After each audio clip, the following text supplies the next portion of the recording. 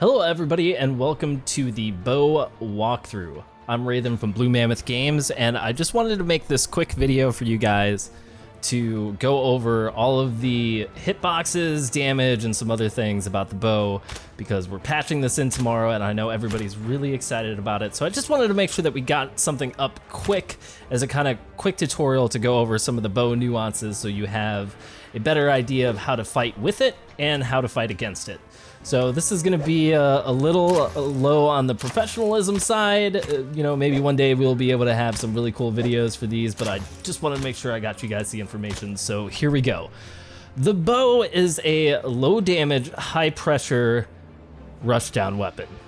That's my opinion on it.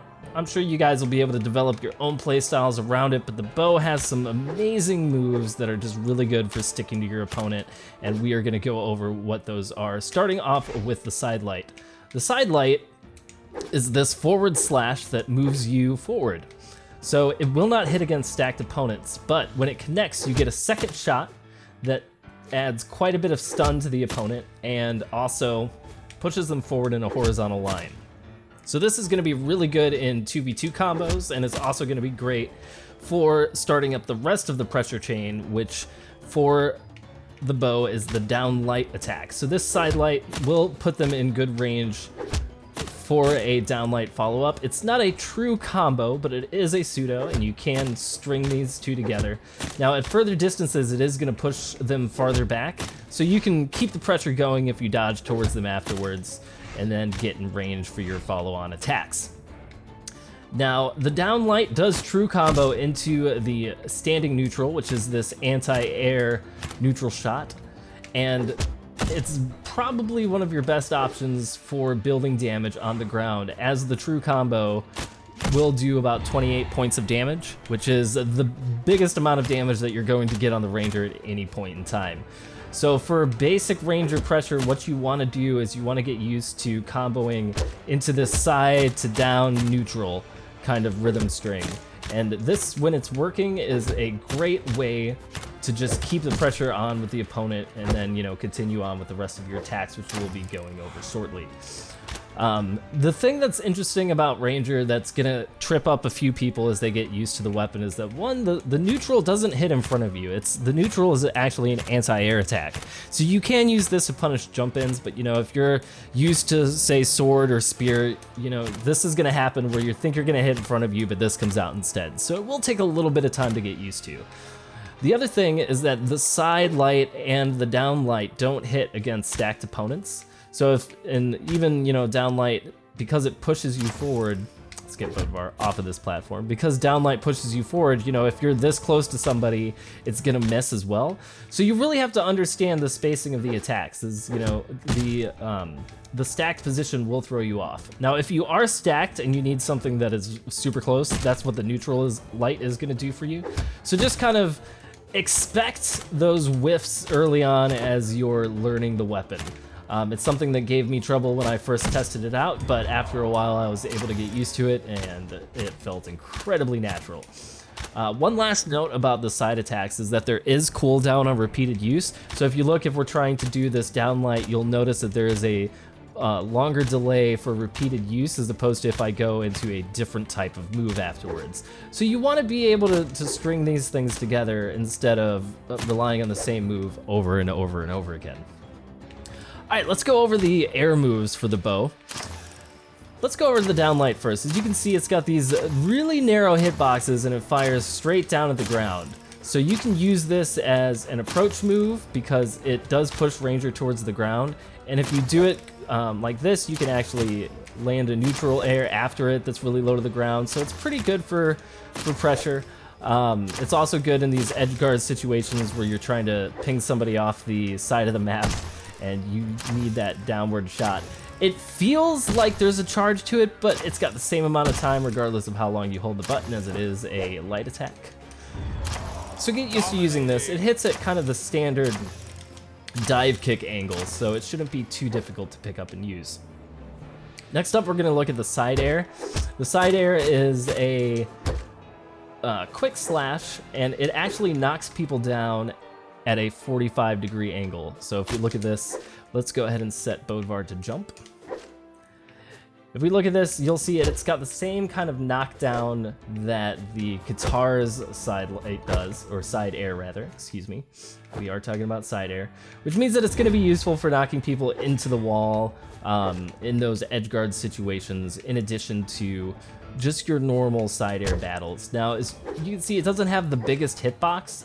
What it does have going for it is the amount of speed that it gets, and because of the direction that it hits, you can often follow up with a down air string to, again, just kind of keep that pressure going. Alright, let's talk about the neutral air next. Neutral air is probably one of my favorite moves on the Ranger because you get this double hitting swing on hit where the arrow sends them straight up into the sky above you. Now, regardless of the angle at which you hit, it's always going to send them in a straight vertical line above you, which is going to be useful for kind of deciding on how you're going to follow up with juggles and the rest of it if your opponent doesn't move away. It does have pretty good recovery if you're, you know, just kind of tossing it out there, but it definitely gets the most bang for its buck when you land the hit. Finally, let's go over the ground pound. The ground pound has very small hitboxes, very similar to the unarmed ground pound, maybe even a little bit smaller. As you can see, if you don't aim it just right, it is pretty hard to land. But when you do land, you get a big amount of damage for the Ranger, and it also has a great amount of force as well. And because it bounces people off the ground, it's really good for following up with other airborne combos. So the ground pound is really awesome. I love the animation for this. I think it's super cool, and you know, you can build your own strings off of it, and the rest of it, just like you can with the rest of her kit, is very string oriented and has a lot of fun pressure. So moving on to the last move, the recovery, as we saw right there. You actually grab your opponent and turn them into an arrow and then fire them across the sky, which is just awesome. So this move is probably the best move that she has priority-wise. You can see the hitboxes are pretty generous, and because it has grab properties, it catches out a lot of things that normally get beaten by recoveries. So think of the priority for this similar to that of the guitar recovery, where it's just gonna beat a whole bunch of things. You definitely want to use this in your air-to-air battles. I'm gonna die. All right. So that's the basics of the bow. You know, low damage, lots of rush down potential. Very big force on mainly ground pound. If you're looking for a kill, ground pound is probably one of the best ways to do it. You can also get force off of her side light, or not side light, but side air. You can also get knockouts off of the air neutral if you're using it at very, very red health. But the... Excuse me while I just try to get myself a bow here. Here we go. Let's get ourselves a bow. Let's set Bodvar to stand. But just because of the way that the damage works and the way that all these moves are strung together, you're not going to be building as big of damage on this as you would, say, with guns or, you know, even with weapons like rocket lance and sword. But what you can do is you can keep the pressure going incredibly well and just have this big flurry of attacks. You can set yourself up for nice anti-approaches. You can have these really quick attacks off of dodges, and the bow has just been absolutely fun to playtest, and I cannot wait to see what everyone does with it when it's live.